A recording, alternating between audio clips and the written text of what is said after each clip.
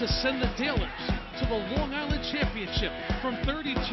Kalovny has the distance. Kalovny has done it! Zach Kalovny drills it, and the Tailors are moving on! Spot, snap, kick. Dan is the man! Dan the man does it! Reskin drills it, and it's over! Lawrence is a three-peat champion! Who knew? No, I mean, people on Long Island were worried this weekend. Worried. You know, it's not often Sasquatch comes in twice in a day. Oh my gosh. But there were some big feet this weekend. Who knew? Two incredible game enders. No time left. And the worst weekend to kick. Wind, cold. Yeah, you're right. But that one, you know, listen, that's a tale of two, you know, kicks. You know, for Farmingdale, that's an established kicker. Lawrence, I mean, that was just Dan Reskin. I mean, Reskin's kicking shoe is taped up because it's falling apart.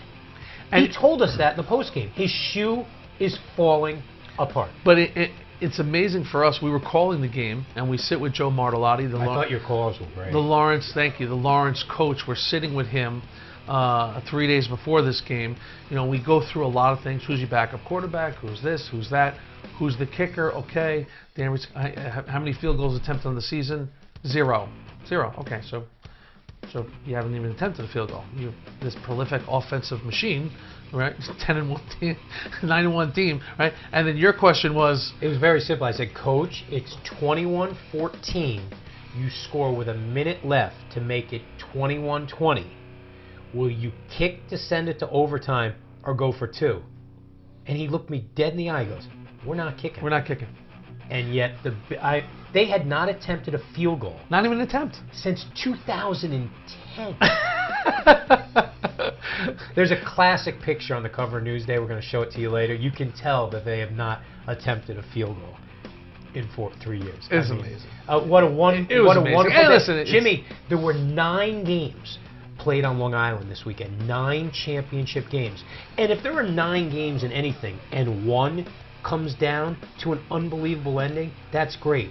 2 come down to an unbelievable ending, now you really got something going. 3 come down to a great ending, yeah. Wow.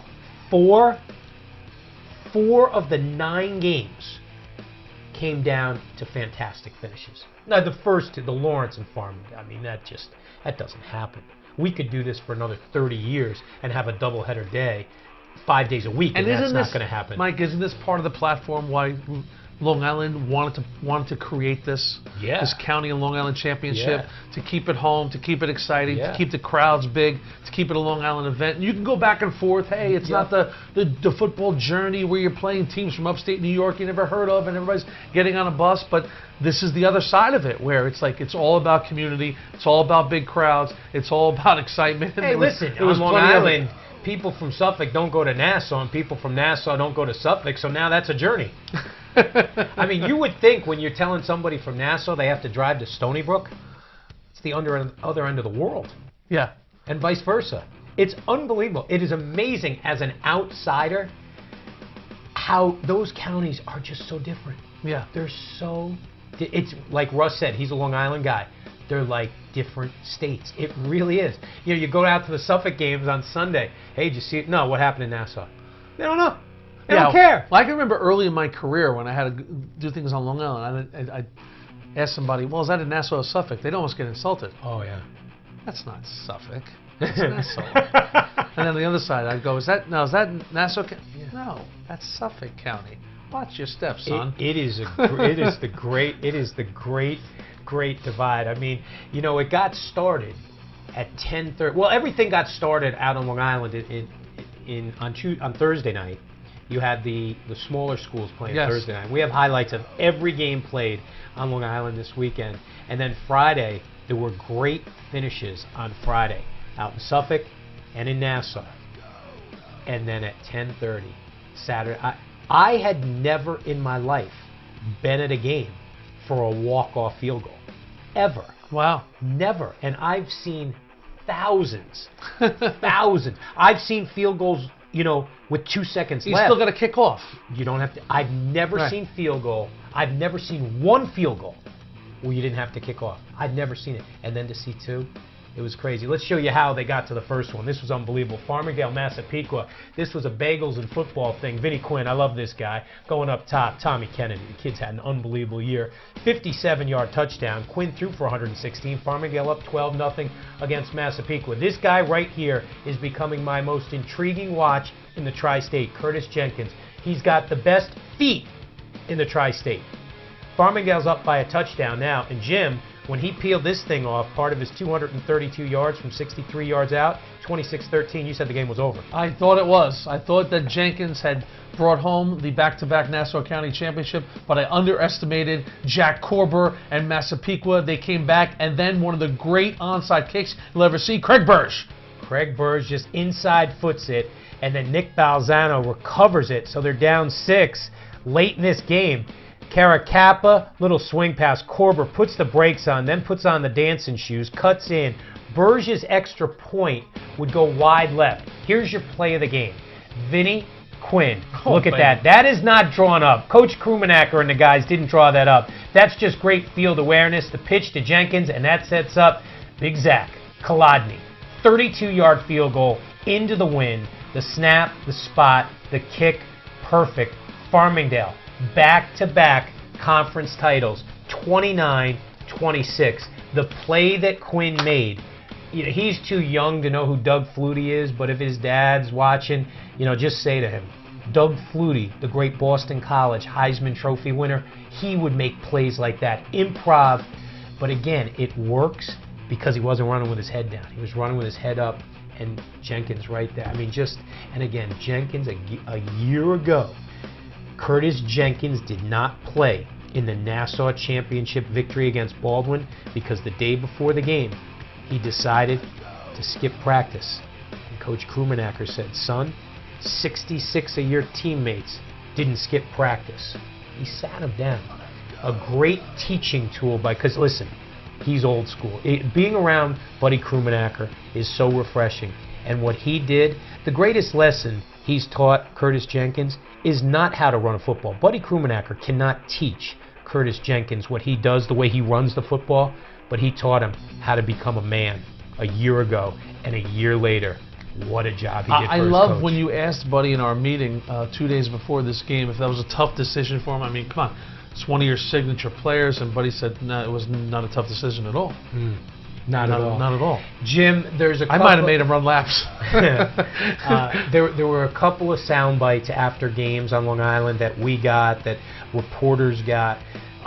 Without question, one of the great sound bites in 27 years of doing this. After the game, Kolodny was interviewed by us from up in the booth, Zach, and he was down on the field.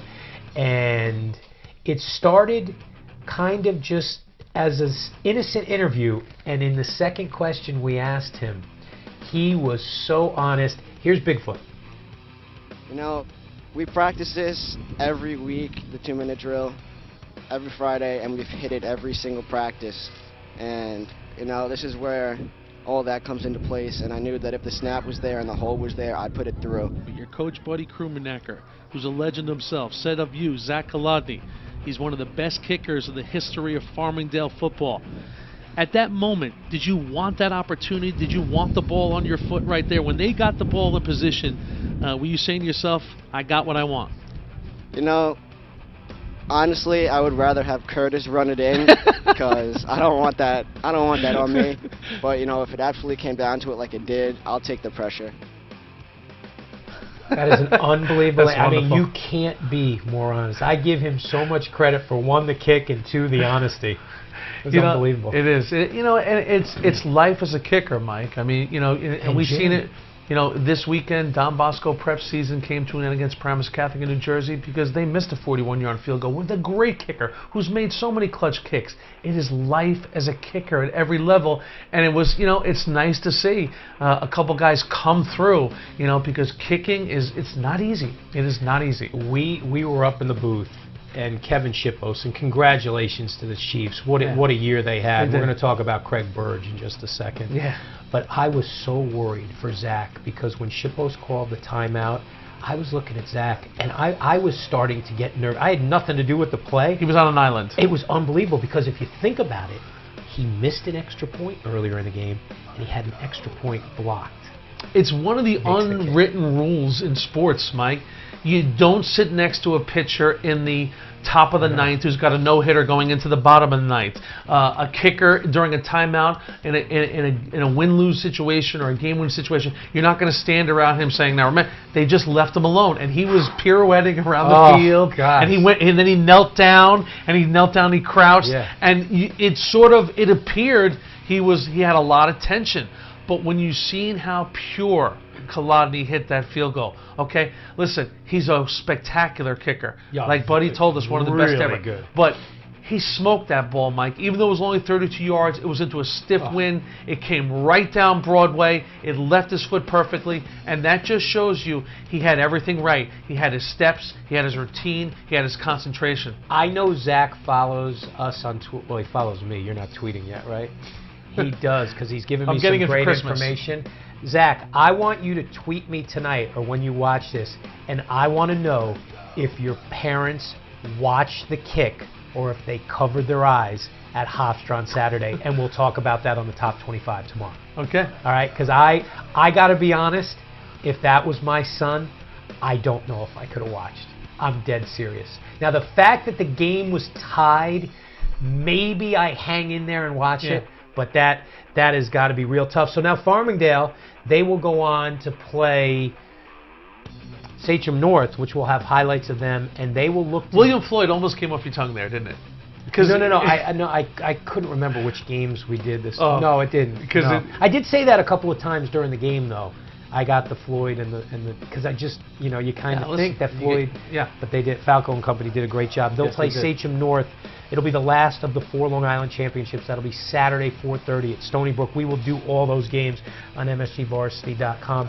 Farmingdale will go for their first perfect season since 1991. Well, listen, we thought we couldn't see a better game than we saw moments before Lawrence and Plain Edge took the field. Plain Edge looking for their first Nassau Conference 3 title since 2005.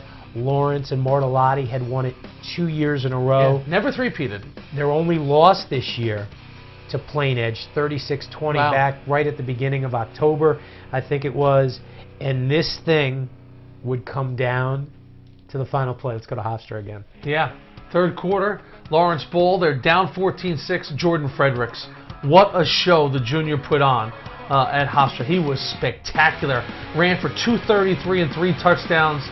Pulls Lawrence to within 14-12. Plain Edge Bowl up 2. Gianfranco Sorienti. Mike, you loved him. I love this kid. Gio was just absolutely spectacular on both sides of the football. This would put Plain Edge up 21-12. But in the fourth quarter, here comes Lawrence. Can you believe Lawrence could win this without Joe Cap throwing a touchdown? Capobianco runs for a touchdown here. Makes it a 25-21 game. Now 8 minutes left. Plain Edge Ball. They were down now, 25-21. Franger to Kevin Walker, 26 yards.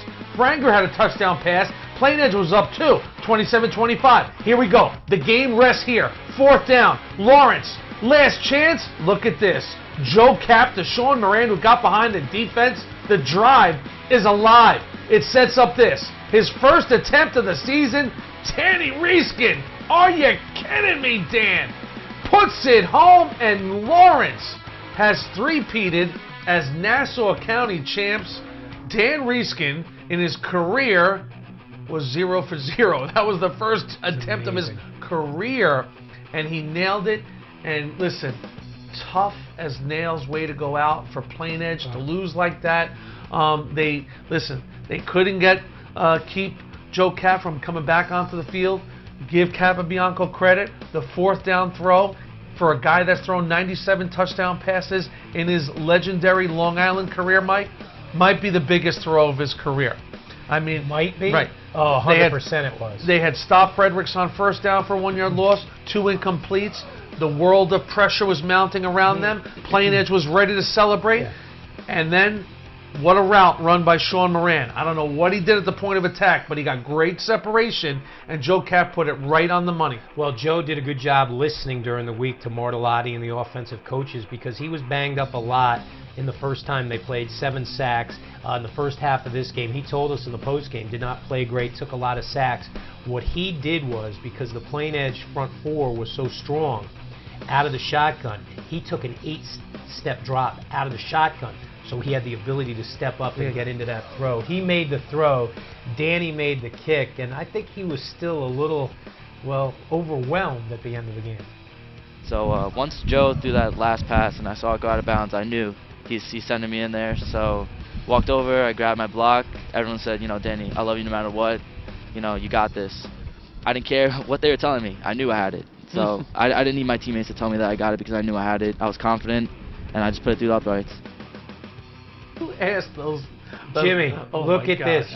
Good thing that. Who's holding? Moran's holding that. Yeah. No, he's not. That's a bit of an early release on the football. And Mike, look at the angle of the ball. The ball is tipping forward, okay? And then here comes Reskin, and somehow or another, he got solid contact on that ball that was falling forward. It's unbelievable. But as you said when we showed you the picture before, and everybody was like, oh, what a terrible job by the holder. And what did you say? I said, well, he probably said, what do you want from me? I never did this before. I mean, really. It's just... what do you expect me to do? One of the great pictures, if you knew the game and the way the game was played, one of the great pictures you'll ever see. Mike, it was a great job by Newsday. Remember, when you put a ball on a tee to kick off, the tee is set up so you can angle the ball back. Yeah. Yeah. Not forward. You know what I mean? It's crazy. You know what? And back and forth they went, and you know, in moments like that, you fell for Plain Edge because Plain Edge played a winning football game. Mm-hmm. Okay, they did everything they have. They have a bunch of great players. You know, Bobby Ing and Bauer and Oliver, and you know, Franger's career comes to an end, the senior captain, and all those numbers. And we love G. Soriente, and looking forward to seeing Quinlan run for a couple more years. But that's sports, man. That's sports. You know what I mean? That is sports. And those guys standing in front of Reskin right there, all those linemen. If you said to them, "You're going to win this game. You're going to be in a post-game TV interview, but we're going to put the play of the game guy in front of you. Who's it going to be?" Reskin. How could they pick him? He's never kicked a field goal. Never. You know, Jim, I mentioned before we get off to the Riverhead game, and it was spectacular. I kind of shot by it. A huge shout out to Massapequa's Craig Burge. Yes. I mean, as good a two-way player as there is on Long Island. He was absolutely spectacular. And I know that'll be the last high school football game he ever plays. I'm not talking about all-star games or whatever. And he will take an unbelievable performance to Georgetown as a lacrosse player. I just wanted to get that in. Yeah. As far as wonderful gamer, man. Just goes out there and competes, flies around. I had to get that in, and I meant to do that earlier. You don't have, your history is not one with lacrosse. It's recent history with you with the game of lacrosse. So there's always those scenarios where we see these great lacrosse guys who are unbelievable football players, and it pains you that they're not going to play football in college, because Craig Burge could play college football. No doubt. He'd be an Ivy League receiver, no doubt. Hey, and since we went back to that game, how about Brian Tenney and Joe Lee from Farmingdale? Yeah, number 33 and 50. I mean, we saw some unbelievable performances. I could talk about that game forever. We're going to see Riverhead in person this weekend, Jim, and for a while, it could have been East Islip. This, another fantastic finish. The only loss Riverhead had this year was in week 2 to East Islip. Wow. They got blown out 50-38. 50-38. Ryan Hubbard, good player. But when you think about Riverhead, when you think about stars and a guy who's going to make the big plays, you think of Jeremiah Cheatham. Played well in this game. 87 yards against East Islip. But Hubbard, touchdown catch, touchdown run, touchdown catch, interception for a touchdown. Wow. And then the play at the end of the game that they'll talk about forever. Let's go out to the Division II championship at Stony Brook University. So here we go. East Islip ball, down 7-0. Hubbard had just scored 22 seconds earlier. He scores again on the 22-yard interception return. It's 14-0. Fourth quarter now. East Islip down a touchdown, not for long. Eric Adon, 9 yards, would tie it at 14. Under 30 seconds left. They punt it to Hubbard. Look at the moves to get free. Gets a convoy along the sideline. Gets a punishing block. That would spring him 84-yard punt return.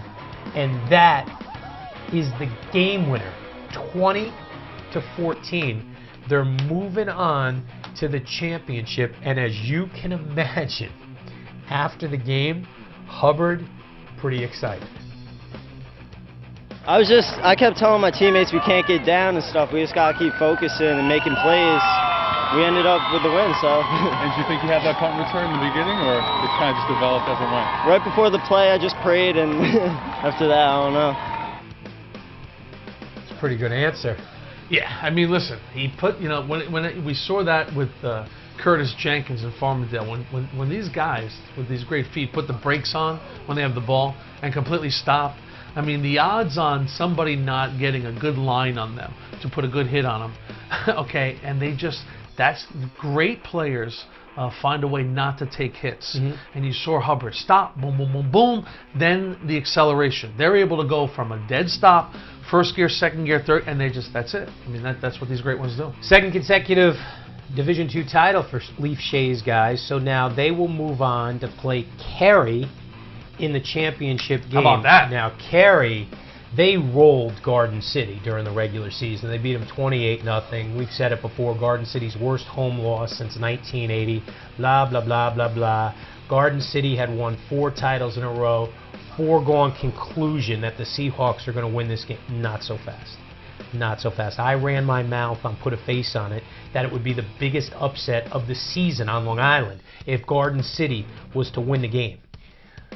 And I mentioned in Put a Face on It too that Garden City has one of the great all-time competitors in Brett Stewart. Yeah. He did it throughout the season. Their only loss was to Cary. He would have 310 all-purpose yards in this game, run, pass. Almost brought them back in this game for the first time all year. Cary High School trailed, taking on the defending, not 1, not 2, not 3, the 4-time defending Conference 2 champion. Flatley's guys were not going to go away quietly, and they almost went away with their 5th consecutive title, but Cary gets their first one since '78. Let's go to Hofstra. Yeah, the aforementioned Brett Stewart, Garden City. This is third quarter action. They're down 14-7. Stewart to Matty Borges. Look at Matt go here. 61 yards. Garden City was down 14-13. Gerard Smith lines up, 27-yard field goal. Clutch City, man. Garden City is now up 16-14. To the fourth quarter we go. Cary ball, down 2. Ray the Cat. Catapano to Dylan DeMail. The DD Express, 36-yard touchdown. Carries up 20-16. Garden City ball. You know Brett Stewart is going to come. Throws it up. Good-looking ball, but it is picked off. Cary is moving on. Their first Nassau County title since 1978. 78. Well, they beat Island Trees, I think. 14. Did I read 14-0? Really? I think I read that. Wow. That's good. That's a good job by you. I'm no Andy Slauson. It was a great job by Catapano as well. Listen, Garden City has had enough of this kid. In the first meeting, the 28-0 victory, Catapano, 4 touchdown passes. In this one, 3 touchdown passes. The game winner, Jim, improvised off a broken play. Really? Oh, yeah. He now has 35 touchdown passes on the season. That's the best on Long Island. Just 3 interceptions. The Cat is a gamer. It's an amazing feeling. I mean, to finally bring back the Nassau County Championship back to Cary, it means so much. And it's hard to put in words. Good answer. Short and sweet. Let your play do the talking. And it did. You know the athletic director, Matt McLeese, is an old St. Anthony's guy. Do you know that? Yeah. Yeah, around the program a lot. So it was a great weekend for McLeese. Friday night, his school, that he's the athletic director of, wins a Conference 2 championship. The next day, St. Anthony's wins their 11th Catholic League title in the last 13 years. And who they beat? The champs. Chaminade. A year ago, the Flyers beat the Friars 17-16, and it has not sat well with the black and gold for almost a year. Let's go across the street from Hofstra, Mitchell Field. Jordan Gowans. You know, Jim, we're going to have our all-Metro team, I think that third week in December. It's going to be interesting to see where Gowans fits into the team. He'll be on it. Just figure out which team he'll be on. Galligan gets it out. Greg does. To Naeem Jones. Jones had a career day in his final game. He's a senior. A senior. First time he ever had 3 touchdowns in a game. The final one from 57 yards. And they have wanted that. Caputo and the guys hoisting that thing up there. And Jim, we saw Coach Reichert over at Stony Brook watching Floyd and Sachem North. And there was some scuttlebutt going on that may have been his last. He's coming back. Went out, had a couple frescas with the boys after the game, the coaches. And he said, I don't know where all this stuff is coming from, but guys, I'm going to be the head coach of St. Anthony's next year. And Joe Minucci just dropped his head like, oh, no, you're kidding. I'm kidding, Joe. Hey, listen, Naeem Jones, this is the first time he ever scored 3 touchdowns. Again, that's because he plays at St. Anthony's, because Naeem Jones could be the feature back at many, many teams, and he would have had many, many 3-touchdown games. But when you got a back like Jordan Gowans right next to you. And listen, mission accomplished for St. Anthony's, Mike. They stumble out of the gate, losing Buffalo. Since then, they let us know early on that it was going to be their title to lose. Their level of play dictated that. They played at the highest level from soup to nuts. They deserve to be the champs, and they are back. Were you in the press box when I said to Richie, when I brought up St. Joe's Buffalo? Yes, yes. What did you say? Would you like to play them again? I said, did you call them to ask for another game this year? I told you that was going to bother them. Congratulations to them. They did a great job. It's a shame because, again, in the second half of the Stepanak game this year, the regular season Stepanak game, that's when it started to click in. And this team right now is really good. And Gowans, Jim, very quietly ran for over 2,000 yards this year. Yeah. I mean, that is... Hey, the one thing about St. Anthony's, Mike, they don't play a lot of sophomores. Fletcher, Stephen Fletcher, he played as a sophomore. You know what I mean? So it's like he got a title 2 years ago. Brother Alex did. His brother Alex was a 3-time champion. Yeah. Went on to Stanford. With His Matt brother Collins. Austin was a 2-time champion. So it's good for... But Stephen got a title 2 years ago. Point being, okay, the seniors on St. Anthony's, they lost this game last year. And for 99% of these seniors, their only other chance was last year. There's not too many sophomores that play. No. And when you play for the Friars, your legacy is one or the other. Did you win it or not? You talking about legacy? Yeah. You know who's got an unbelievable legacy right now? Unbelievable legacy. Any idea? There's a lot of guys with unbelievable legacy. Malik Pierre from Sachem North. He ran for a score. He threw for a score. He had a touchdown reception. He had an interception early. He had an interception late. And what does it add up to? Sachem North's first title since 1995, when their current head coach, Dave Falco, was a player there. No.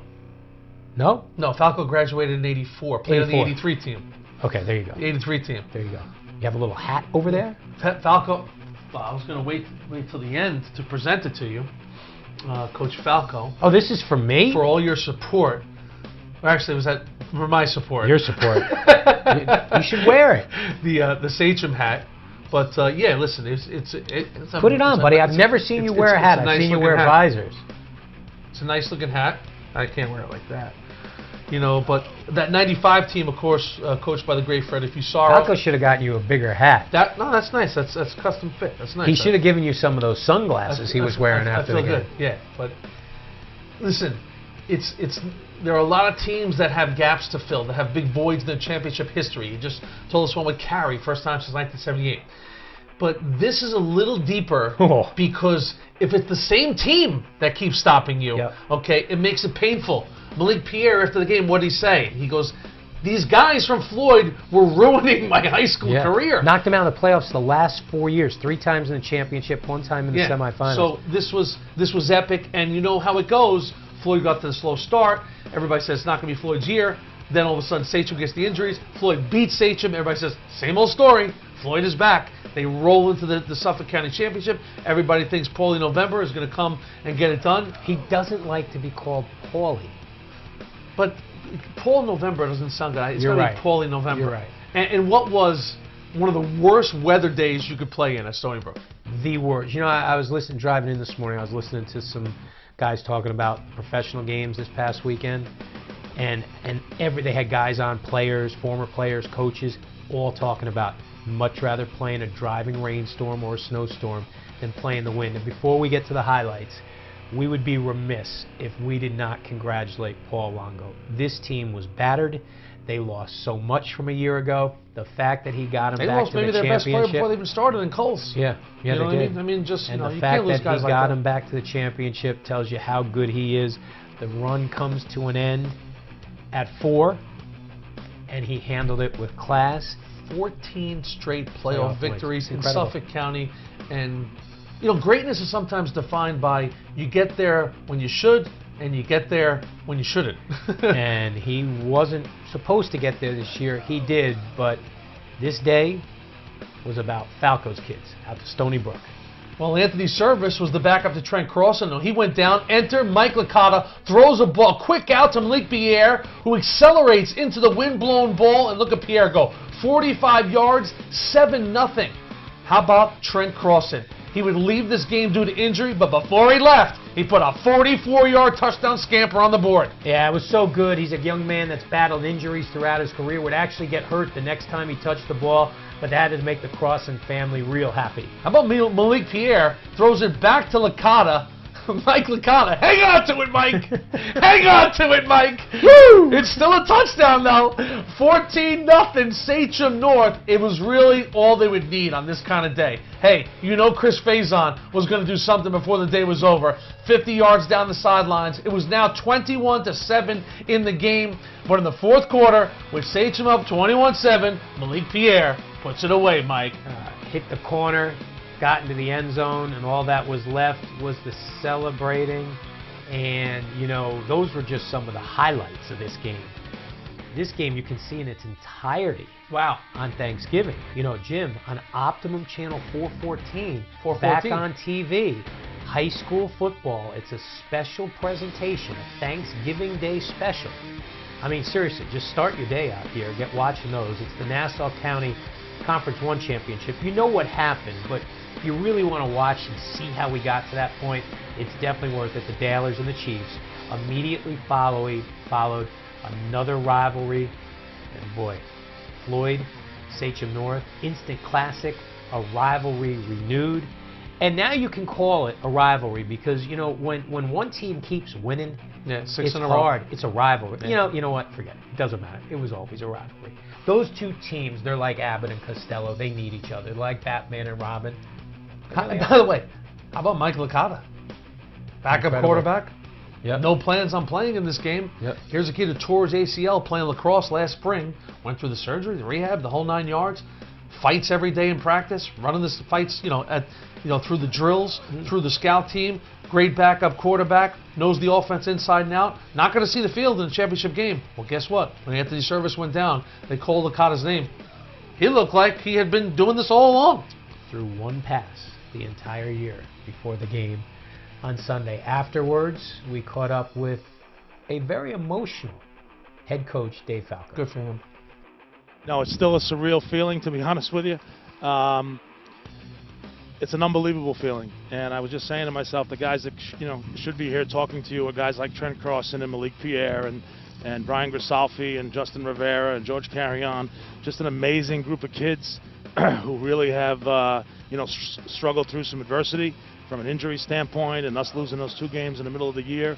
They really dedicated themselves, rededicated themselves. They're kids that work at football year-round. So to be over there with them and take that picture and know what that means in our program, I'm going to have to make some room in the office. So I was just talking to Coach Fassar. We've got to make some room for a new picture. And in his office, they're going to have to find, because he has one of the great coaching offices of anywhere in the tri-state. Spectacular. It's like an office of fame, and he deserves it. Congratulations. They love the photos. He's one of those coaches that loves the photos of players that go on to play college. They'll hang that photo up of the last teams to win the championship, and that 95 team is prominently positioned in Dave Falco's office, and there'll be a new photo going up there. Buddy, no one in Long Island Class 4 has ever had back-to-back perfect seasons. Now that Babylon has won back-to-back Division IV championships, they may get that shot next week against Roosevelt. They've now won, Coach Ponzone's guys have won 23 in a row. They average a Long Island best 43 points. There's a good chance that Roosevelt coach Joe Vito will not get a lot of sleep this week. Let's go out to the Brook. Nick Santarelli, the quarterback. Jake Carlock, the stud, going to Stony Brook next year, showing those guys. He's 6'1", 185. This guy's going to be a beast in college. Luke Zapia, 122 yards and a couple touchdowns for Luke. They're up 24-14 against Glenn at that point. And then Santarelli, going to keep it himself, get a block, get the corner, get into the end zone, and he has now engineered Babylon to 23 consecutive wins, 46-21. Kolodny gave us a great quote earlier in the show. He did it verbally. I want to read you the quote that Santarelli gave Greg Sarah of Newsday after the game. Our offensive line doesn't get enough credit, Santarelli said. My ability is average at best, but I'm surrounded by so many playmakers. That is a guy who's all about team. Nice. That's a great job by Nick. That is a great job. So, Jim, Babylon is what? Undefeated. 1 of 4 on the island. And I can promise you this. There'll be at least, God bless you, thank you, one unbeaten team on Long Island when it's all said and done. There could be as many as 3, but I can guarantee 1. You know why? Because there's 2 playing one another. Because Babylon is going to play Roosevelt, Joe Vito's Roosevelt team. And congratulations to Coach Vito, because in that, let's just call it not the prettiest game the other day, he picked up career victory number 150. They now have back-to-back Conference 4 titles. And do you know what the score was when they played Seaford the first time this year? Do you remember? No. On the opening drive, the Rough Riders came down, scored. They didn't score again that day, nor did Seaford. 7-0. Seaford would kick a field goal in this game and take a 3-0 lead. And who would have ever thought, the way Roosevelt wins is by throwing a pass. Let's go out to Hofstra. Unbelievable. Second quarter, it is 3-0. Justin Terry to Denzel Barnes. Denzel, great concentration, jumps up over the defense. 6-3 Roosevelt. Here we go, crunch time, fourth quarter, 2:33 left. Seaford ball, the 27-yard field goal is no good. Seaford would get one last crack. Chris Kiernan. You saw Denzel Barnes catch the touchdown pass? Guess who wins the game with a pick? Denzel Barnes. Roosevelt is a Nassau County champion once again. They are moving on to the LIC. And as Mama Vito always says, Joseph, just survive an event. And that's exactly what he did. Survived and advanced. They have a matchup thing with Seaford. Up until this year, I think, and we were speaking the other night during the game, and I didn't bring my notes in, I think Seaford had beaten them 7 consecutive times until this season. And is it me, or are those Roosevelt uniforms getting brighter? Amazing. They're getting brighter. Hey, listen, so was the team. Jim, in 2005, Huntington won a Division III football championship. Long Island championship, right? They did. They beat Plain Edge that year. Yeah. And that was those with our buddy. That was a good lacrosse team too on that football team. Zach Howell was the quarterback, right? Yeah. The Bratton brothers. Zach Howell, again, he's the I think he has the 5th highest passing yardage total in Long Island history. Now, Ben Kosis And I told his daddy this last year when I watched them against Sayville in the... Let me guess. He should be playing college football. He should be. Lacrosse. He should be. After we left Hofstra, I shot out to Stony Brook. The RAF and I went out there. I stood in the end zone. And I'm telling you right now, Kostas is much faster than I thought. And on a windy night, he threw the ball pretty well. Their first title since '05. Let's go out to a snowy brook. At one point, even Brian Butler's wife was saying it was like a blizzard out there. She was telling Brian on the way home, look at Kostas. He's going to be going to the right. Nothing there. He comes back to the left. 25-yard touchdown run. He ran for 2 scores and 80 yards in the game, threw for 120. I like this kid a lot. Troy Green plays with an edge. Jack Cohn is going to be very, you know what? Forget going to be very good. He's a freshman. He's very good already. He threw 3 touchdowns in the game. Now, down 8, late, gets intercepted by Infinity Tucker. And Infinity kind of closes it out. Coach Mueller. That's nice. Yeah, we got to get Coach Mueller to call us back. We have to meet with him tomorrow. Yes. We have to go over some things. So that's their first county title. And Jim, you know, I've been talking about Cone the whole year. I met him last year, shook his hand as an 8th grader. Yeah. Haas introduced me to him. This kid, I'm telling you right now, they've had great quarterbacks at Sayville. 4 years from now, they will all take a back seat to Jack Cone. As long as he keeps himself right, and I hear he has great parents, as long as he keeps himself on target, he's going to be great. Chirico, now, I hear he's another lacrosse kid, though. Oh, but Mike, lacrosse is really what he was penciled in for. If you read up on Jackie Cone, as a 7th and 8th grader, lacrosse was the avenue. He sort of started playing football, then he was always playing football, but now got a little interest. And, you know, Rob Haas was not thinking that Jack Cone was a starter. They lost 30 kids. He had to use them. Right. So I'm saying this is a really nice story that Jack Cone kind of earned his way in as a freshman. He had to prove he could do it, and he threw 21 touchdowns this year. I'm excited to watch Huntington again. So this weekend they will take on Lawrence, and I will be picking that game. And by the way, one other note, I'm sure Ben Kostas must have been on that team. Scotty Kostas must have been on that team in '05 too. That's his cousin, I think, right? Oh, that's his brother. Is it his brother? There's so many of these. I believe it's his brother. Oh, now we're in trouble with the Kostas family. Maybe we'll talk to Dom Spada. He's friends with the family. And maybe Kostas' dad will email me. Oh, great. I mean, both those guys coming down the alley in lacrosse, get out of their way. How you doing? Okay, last week, Jim, on Long Island, there were 3 in the top 25. There's 3 again this week. That'll be announced tomorrow. 2 and 2. In the smaller poll. So there you go. There you go. Because of Thanksgiving this weekend, our Put a Face on It will not be on Thursday. It'll be on Wednesday. And the Long Island games, I'm picking all 4 Long Island games. So it's a special edition. Now, not a special edition, just a special day. So there you go. Do you watch those? What? My Put a Face on It. I don't even watch these. What do you mean? Sure, I watch it.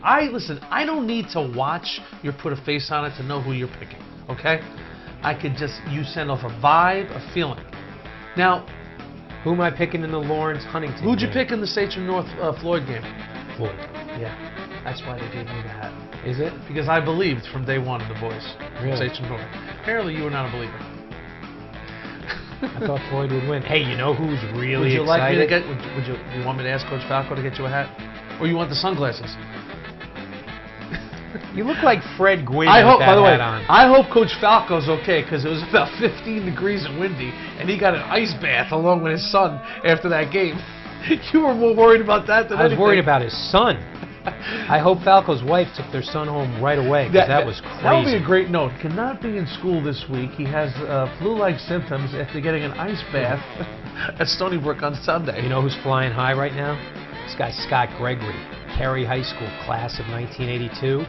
When Cary was 4-0, he sent me a note about when is Cary going to get into the top 25. I said, take it easy, big guy. Well, all right, now's the time. Well, no, Jim, I've been in for 4 weeks. I'm saying. Okay? So I said to him back then, of course I hit him back and I said something.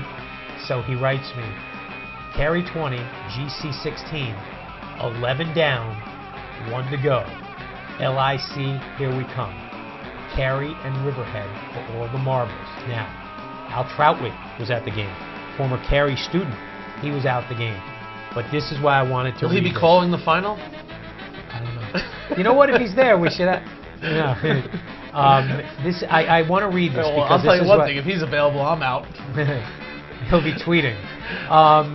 Mate, this is why I want to read this one. Okay? This is this guy, Scott Gregory, Carey class of 82.